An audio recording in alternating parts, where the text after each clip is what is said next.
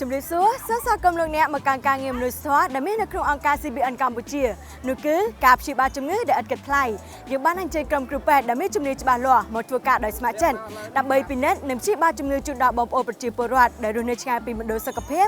ឬគ្មានលទ្ធភាពចាស់ដឹងថាក្រុមគ្រូពេទ្យរបស់យើងកំពុងតែមមាញឹកយ៉ាងណានោះឥឡូវនេះសូមទស្សនាទាំងអស់គ្នា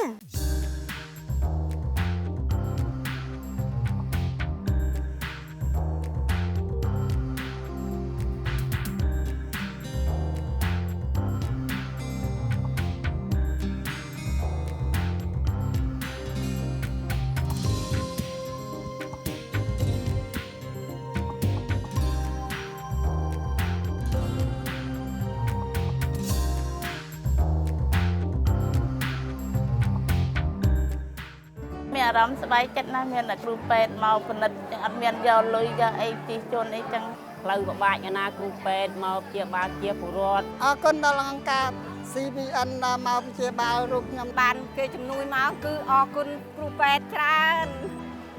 អរគុណដែលមានពេទ្យមកព្យាបាលប្រជាជនឃុំថ្នោតប្រជាជនបានសប្បាយចិត្តខ្ញុំមកព្យាបាលថ្មិញខ្ញុំសប្បាយចិត្តណាស់ដែលលោកគ្រូពេទ្យមកព្យាបាលអត់យកលុយខ្ញុំជាសមត្ថកិច្ច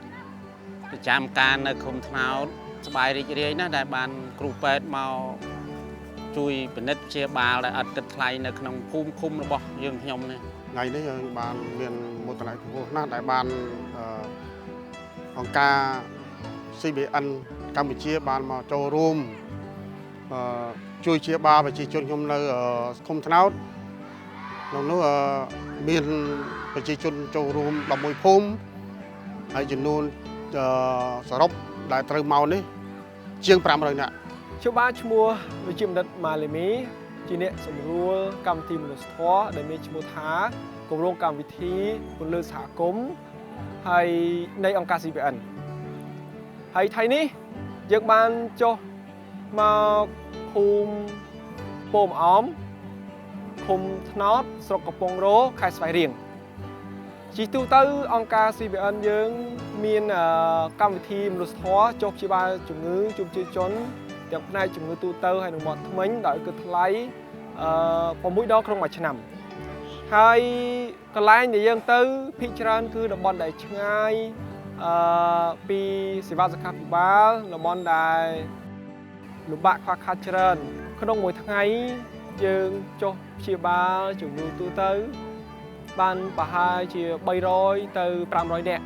ហើយផ្នែកជំងឺមាត់ធ្មេញបាន30ទៅ80នាក់ក្នុងមួយថ្ងៃហើយក្នុងនាមខ្ញុំជាពលរដ្ឋម្នាក់ខ្ញុំពិតជាមានសេចក្តីសប្បាយរីកណាស់ដែលខ្ញុំមានឱកាសក្នុងការធ្វើការងារមនុស្សធម៌នេះដើម្បីនឹងជួយប្រជាជនជាពិសេសបងប្អូនដែលគាត់នៅឆ្ងាយតំបន់ដាច់ស្រយាលដែលគាត់មានការខ្វះខាតក្នុងការដែលទៅមន្ទីរពេទ្យជួបជាមួយគ្រូពេទ្យព្យាបាលជំងឺហើយនេះជាឱកាសមួយដែលយើងចូលមកជួយផងហើយយើងបានផ្ដល់សម្រាប់ព្យាបាលគាត់ជាបឋមផង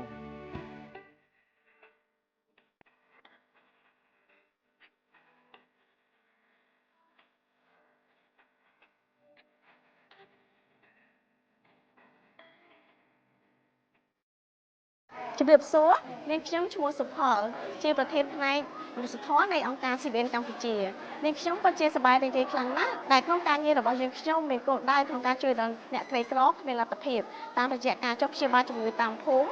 វះកាត់មាត់ឆែបនិងក្រអូបមាត់ផ្ដល់ជាអណ្ដូងទឹកស្អាតនិងឧបត្ថម្ភកុមារក្រីក្រឲ្យទៅសាលារៀនអ្វីដែលជាពិសេសគឺអ្នកទាំងអស់គ្នាអាចចូលរួមជាមួយនឹងយើងក្រុមការងារយើងខ្ញុំបានដែលគ្រាន់តែឧបត្ថម្ភជាសម្ភារៈថាវិការឬក៏ធ្វើការស្ម័គ្រចិត្តជាមួយនឹងក្រុមការងារយើងដោយផ្ទាល់រួមគ្នាដើម្បីកសាង